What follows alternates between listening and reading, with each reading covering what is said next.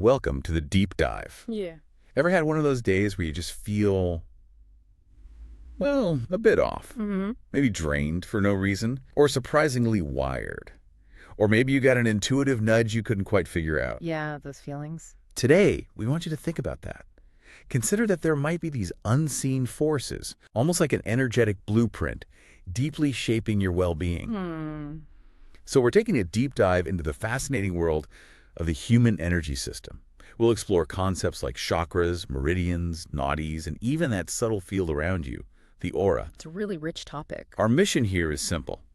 Give you a clear, concise shortcut to understanding these, ancient spiritual and healing traditions. We'll pull out surprising facts and practical insights you could actually use. Right. Think of this as your essential guide to getting truly well-informed about your energetic self. That's a great way to put it. Because the core idea, and you see this across traditions like Ayurveda, traditional Chinese medicine, yoga, it's that the human body isn't just, physical stuff. Right, not just bones and muscles. Exactly. It's animated by this vital energetic component, a life force. And this energy directly influences our physical health, our emotions, even our spiritual connection. Those all linked. Absolutely. This whole intricate system is made up of energy fields, these vital centers and pathways, all working together, ideally, to regulate that flow of life force. So let's unpack this then. When you talk about an energetic component, one part that comes up a lot, probably the most well-known, is the chakra system. Definitely. We hear the word chakra, maybe you know it means wheel, but what are they really? And why are they considered so central to, well, everything? Good question. So essentially, chakras are dynamic energy centers. People often say they're along the spine, which is mostly true for the main ones, but think of them as concentrated points of energy throughout the body, spinning like vortexes. Spinning wheels. Precisely. The Sanskrit word chakra means wheel or disc, which perfectly captures that circular, spiraling energy. Spiritual traditions identify 7 main chakras, and each one governs different aspects of our physical, emotional, and spiritual lives. Like little control centers. Kind of, yeah. Right. Like vital junctions regulating the flow of our life force energy. You might hear it called prana in India or chi in Chinese medicine. Okay. And the really critical part here is balance. When these chakras are open, aligned, energy flows freely. That promotes health, harmony, you feel good. Makes sense. But conversely, when energy gets stuck, maybe there's a blockage, an imbalance. That's often when we start seeing physical symptoms pop up or emotional struggles or just feeling spiritually stuck. Right. And this is where it gets really interesting, isn't it? Yeah. Because these aren't just abstract concepts. They connect directly to our day-to-day experience. Absolutely. Each chakra has its own location, a color, and it impacts different parts of us. Let's journey up through them. Starting at the bottom, the root chakra. Exactly. The root chakra or muladhara, it's right at the base of the spine near your tailbone. Right. Its color is this deep grounding red, and its element is earth. Think of it as your foundation. Foundation. Like stability. Yes, exactly. Survival, stability, feeling secure, being grounded in your physical reality. When it's balanced, you feel safe, supported. And if it's not? Well, that's when you might experience things like deep anxiety, maybe chronic fear, financial worries, or just feeling really disconnected from your body, from reality. And here's something maybe surprising, that persistent lower back pain, sciatica. Often that can be your root chakra, literally signaling, hey, I need more stability, more security down here. Wow. Okay. So moving up from there, a couple of inches below the navel, the sacral chakra. That's the one. The sacral chakra is Svadhisthana. Its color is this vibrant orange, and its element is water, which fits perfectly because this chakra is the seat of your emotions. Emotions and creativity too, right? Yes, emotions, creativity, sensuality, your capacity for pleasure. When it's flowing well, you feel emotionally fluid, you're creatively inspired, you can experience joy easily. And an imbalance. That often shows up as maybe emotional instability, feeling blocked creatively, maybe issues around intimacy or desire, sometimes even lower abdominal discomfort or pelvic stuff. It makes sense. When you think about feeling creatively blocked, it often feels sort of low down physically. Yeah, it really does. It's often this energy center needing some release, some flow. Okay, next up, solar plexus, right in the upper abdomen. This one always feels like it's about power, willpower. It absolutely is. Good intuition there. That's the solar plexus chakra, Manipura, located just below the rib cage in the stomach area. I love this one. Bright yellow, yes. And its element is fire. This is your center of personal power, your self-esteem, confidence, your willpower. That inner fire. Exactly. A strong solar plexus gives you that drive, that confidence to go after your goals.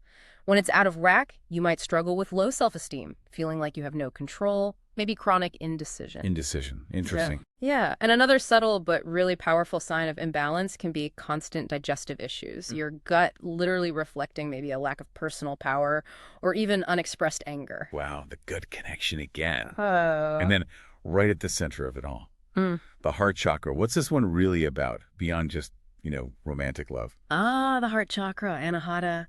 Right in the center of your chest. Its color is green. Sometimes you'll see pink associated with it too. Element is air. Green or pink. Okay. And yes, while we often link it to romance, its scope is much, much broader. It embodies universal love, compassion, empathy, your ability to connect deeply with others, and importantly, forgiveness. Forgiveness. Right. When it's balanced, you feel open, generous, connected. An imbalance might show up as difficulty giving or receiving love, maybe holding on to emotional pain or grief. Physically, too. Yes, even physical heart or lung issues can be linked. And it's fascinating feelings like deep anger or chronic resentment can literally feel like they're constricting the energy right there in your chest. Yeah, you can feel that sometimes. Okay, continuing upwards, we arrive at the throat. The throat chakra, Vishuddha. Located right in your throat region, color is a clear, bright blue. And its element is ether or space. Blue. Communication. Exactly. This is all about authentic communication, self-expression. It's your voice, finding your truth, being able to articulate what's going on inside you. So if it's imbalanced, Yeah, trouble speaking up. definitely. You might struggle to speak your truth, maybe fear being judged. Physically, you could get recurring sore throats, neck pain, maybe even voice problems. It's like your energetic microphone. If it's blocked, your message doesn't get out clearly. Your energetic microphone. I like that. Okay, and then the famous one, the third eye, the brow chakra. That's the third eye chakra, Ajna, right on your forehead, between the eyebrows. Indigo. Indigo or deep blue, yes. And its element is light. This chakra is your center for intuition, perception, wisdom, seeing beyond the surface. An inner knowing. Trusting your inner knowing, gaining clarity. When it's balanced, you experience clear insights, strong intuition. But if it's imbalanced, well, you might feel foggy, lack clarity, make poor decisions. Headaches, maybe. Yes, persistent headaches, eye strain are common physical signs. It's like your internal GPS guiding you. Yeah. And a foggy third eye makes it hard to see the path ahead. Right. Okay, finally, the top, the crown. The crown chakra, Sahasrara, Yeah. sits right at the very top of your head. Its color is violet or sometimes pure white light. Its element is thought, or you could say universal energy. The connection point. Exactly. It's your connection to higher consciousness, to spiritual enlightenment, that sense of unity with everything. Accessing universal wisdom, feeling a sense of purpose. An imbalance here. That can feel like isolation, a disconnection from meaning or purpose. Chronic fatigue sometimes, even neurological issues. Or just feeling kind of closed off, spiritually adrift. When it's open, there's this deep sense of peace and interconnectedness. Wow. Okay, so we've mapped out these incredible energy hubs, but how do they connect to the bigger picture, the sort of intricate energy grid of the body? It's clear the chakras are central, but how does this vital energy actually flow beyond just these centers? That's a really crucial question because they don't exist in isolation. Think of your energy system like a complex internal internet. Okay, I like that. The chakras are like your main servers, your data centers, but the information, the energy needs pathways to travel along. Right, the wiring. Exactly. And that's where meridians and nadis come in. In traditional Chinese medicine, or TCM, these pathways are called meridians. Meridians, okay. These are specific energy channels where key life energy flows. There are 12 main ones, primary meridians, each linked to specific organs and functions, like the lung meridian, the liver meridian, heart, kidney. So they connect the physical organs. Directly. And in TCM theory, when energy gets stuck or blocked in these meridians, that's what leads to illness in the associated organ or system. Fascinating. And nadis, that's from a different tradition. Right. Nadis come from the Indian traditions like yoga and Ayurveda. They're described as subtle energy channels, thousands of them, apparently carrying prana, the life force energy, throughout the entire energetic body. Thousands, wow. Are there main ones there too? Yes, while there are many, 3 are considered particularly important. There's the Ida Nadi. Think of this as feminine, lunar, cooling energy. It runs up the left side of the body, associated with the right brain hemisphere, our parasympathetic nervous system, the rest and digest side. Left side, cooling, feminine. Okay. Then there's a Pingala nadi. This is masculine, solar, heating energy. Runs up the right side of the body, linked to the left brain hemisphere, and the sympathetic nervous system, our fight or flight response. Right side, heating, masculine, got it. And the third major one is the Sushumna nadi. This is the central channel. It runs directly along the spinal column, crucially connecting all the main chakras. It's considered the primary pathway for spiritual awakening, for Kundalini energy to rise. The central highway? Pretty much. Yeah. And then, sort of encompassing this whole network, you have the aura. The aura. People talk about seeing auras. Right. It's described as this multi-layered, subtle energy field that literally surrounds your physical body. It's not just, woo-woo stuff. It's thought to reflect your overall health, your emotional state, your thoughts, your spiritual well-being. Oh, it changes. Absolutely. It's dynamic. It's often described as having several layers, physical, emotional, mental, spiritual, each subtly interacting. And what's really key here is that a strong, vibrant, clear aura is seen as a direct result of having balanced, flowing chakras and clear meridians. It shows how interconnected it all is. That internal internet analogy really holds up. Okay, so if our body is this intricate, energetic network, how can we tell if our system, or maybe just one specific chakra, is experiencing one of those energetic traffic jams? What are the practical ways, day to day to spot these blockages? Well, first, understand that blockages often stem from things like unresolved emotions, maybe prolonged stress, past trauma, or even just persistent unhealthy thought patterns. Things we all deal with. Exactly. But the good news is your body and mind are constantly giving you clues. You just need to learn to listen. You can start with some practical self-observation. Okay, like what? Pay close attention to physical sensations. Do you have recurring tension, pain, or discomfort in a specific area, especially if doctors can't find a clear cause? Like the tight throat you mentioned? Yes, or that lower back pain for the root chakra, constant jaw clenching, maybe throat, or even solar plexus tension. Notice where you habitually hold stress in your body. Okay, physical signs. What else? Look at your emotional patterns. Are you consistently battling fear, anger, deep sadness, anxiety?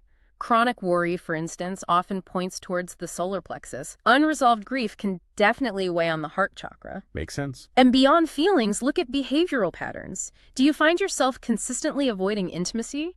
Maybe that's a sacral or heart issue. Do you struggle to speak up or express yourself? Throat chakra. Patterns in how we act. Right. And even look at life imbalances. Are there persistent struggles? Maybe ongoing financial insecurity pointing to the root, career stagnation related to solar plexus power, recurring relationship challenges tied to heart or sacral. These patterns can be energetic signals too. So it's about looking at the whole picture: body, emotions, behavior, life circumstances. Exactly. It really raises an important question for everyone listening. How aware are you of your own energetic landscape?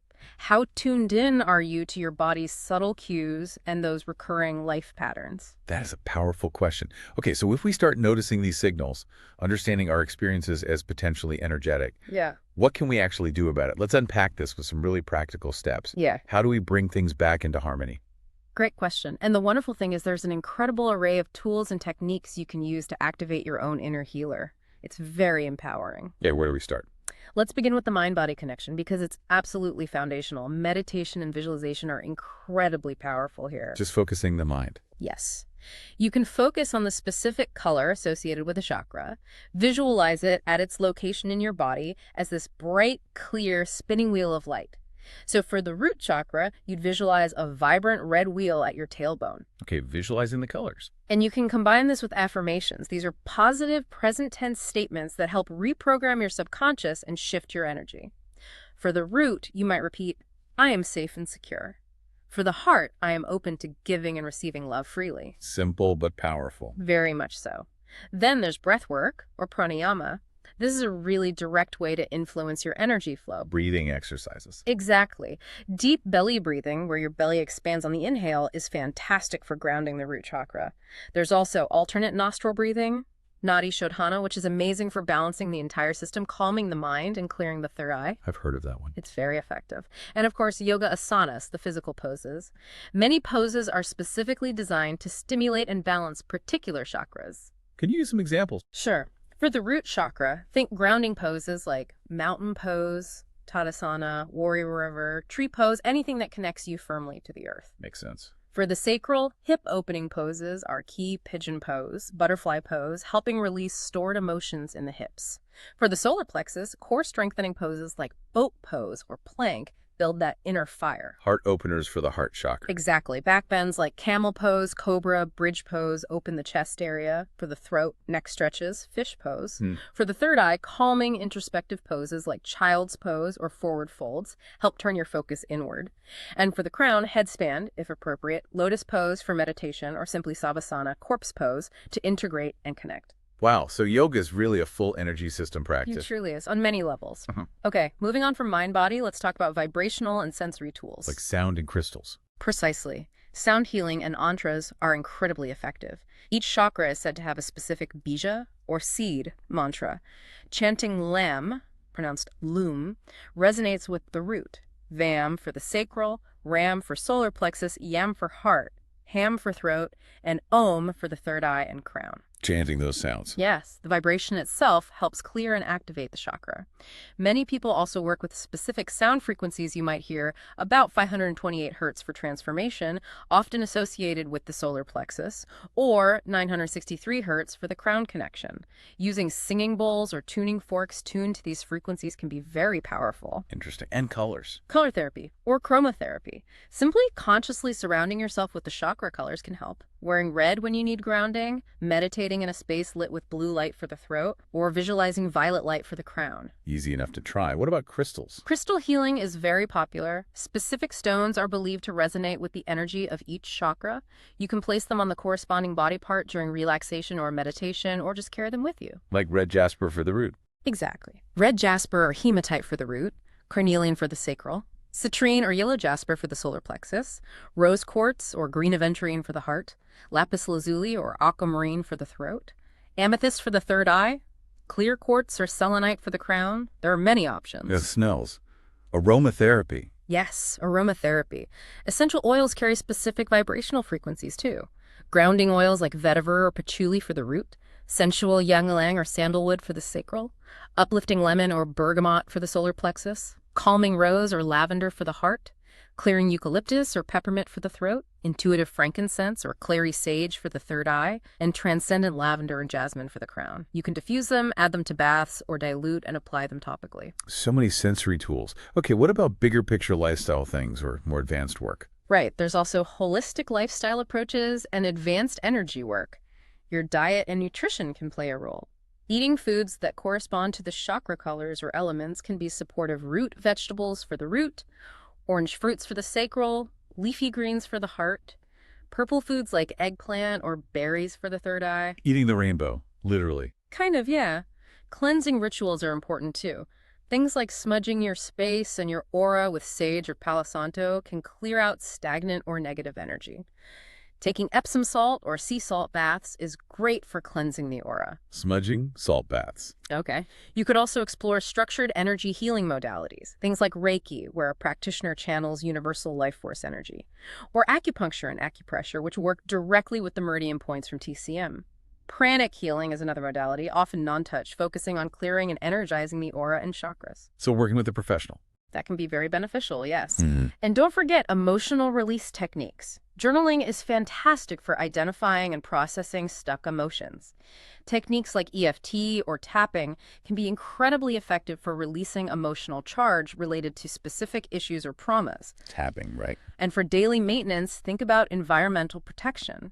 Placing protective crystals like black tourmaline, amethyst, or selenite in your home or workspace can help shield you from negative or draining energies. Like an energetic shield. Exactly. Which leads to the last point here. Energetic boundaries and cord cutting. This is crucial.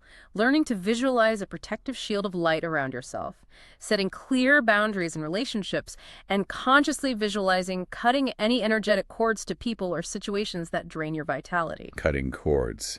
That sounds intense, but necessary sometimes. It really can be. What's truly fascinating when you look at all these practices together is how they offer so many different avenues, physical, mental, emotional, sensory, for you to actively engage with your own energy. You can often feel shifts pretty quickly when you start applying them. That's an absolutely incredible toolkit for self-healing and balance. So, okay, we have all these amazing practices. How do we make this sustainable? How do we actually weave this into our busy lives and maintain this energetic balance once we've started working on it? That is the million-dollar question, isn't it? And the most crucial takeaway here is that chakra balancing, maintaining energetic health, it's an ongoing journey. It's not a destination you reach or a one-time fix you apply. Right, it's a practice. Exactly. Consistency really is key. But the good news is you don't need to spend hours every day. You can integrate these practices quite easily into your existing routine. Like how? Well, maybe start your day with just a short 5-minute grounding meditation. Focus on your root chakra, feel your connection to the earth, or simply state a positive affirmation for the day while you're brushing your teeth. Something to set a stable foundation. Okay, small morning ritual. Yes. Then, throughout your day, maybe take a few mindful breathing breaks. Just pause for 60 seconds, take a few deep breaths, check in with your body, release any tension you notice building up. It helps you reconnect and realign quickly. Breathing breaks, easy to do. And in the evening, perhaps some gentle stretching, focusing on areas that feel tight, or a quick grounding exercise before bed, maybe visualizing roots growing from your feet down into the earth to help release any built-up energy or stress from the day. Release the day's energy. Exactly. And overall, the importance of mindfulness really can't be overstated. It's about developing the habit of frequently checking in with yourself. Am I feeling tense? Where? Am I holding on to any negative energy? Just becoming more aware is half the battle. Consistent check-ins. Yes. And keep using those positive affirmations, setting clear intentions for how you want to feel energetically. By consistently understanding and nurturing the flow of energy through these accessible practices, you really can achieve remarkable and lasting improvements in your sense of balance, your health, and your overall vitality. It builds over time. That makes a lot of sense. It's about small, consistent actions. So just to recap our deep dive today, we've explored this incredibly intricate human energy system, haven't we? We really have. From the 7 main chakras and how they influence specific areas of our lives, expanding out to those broader networks of the meridians and nadis carrying the flow, and even touching on that protective aura that surrounds us all. And importantly, we've unpacked a wealth of truly practical techniques, tools for identifying energy blockages, and crucially, for bringing ourselves back into balance. Tools you can actually use starting today. And remember, this isn't just, interesting esoteric information. It's a truly holistic perspective. It offers profound insights into your own well-being and can genuinely empower you in how you navigate your daily life. It really shifts the perspective. It does. And maybe here's a final thought for everyone listening to consider. How might recognizing your own emotional responses, those moments of anger, fear, sadness, even joy, as literal energetic signals, how might that recognition reshape your entire approach to handling stress, facing challenges, and maybe even your path to healing? Wow. Viewing emotions as energy signals. Yeah. That is a powerful thought to sit with. It changes everything, doesn't it? It can. So we really invite you as you go about your week to think about which of these insights or techniques resonated most deeply with you. Which one feels like something you could maybe start exploring? How might you begin to incorporate that into your own life's energetic journey? Just take one small step. Exactly. Thank you for joining us on this exploration. Join us next time for another deep dive into what truly makes us tick.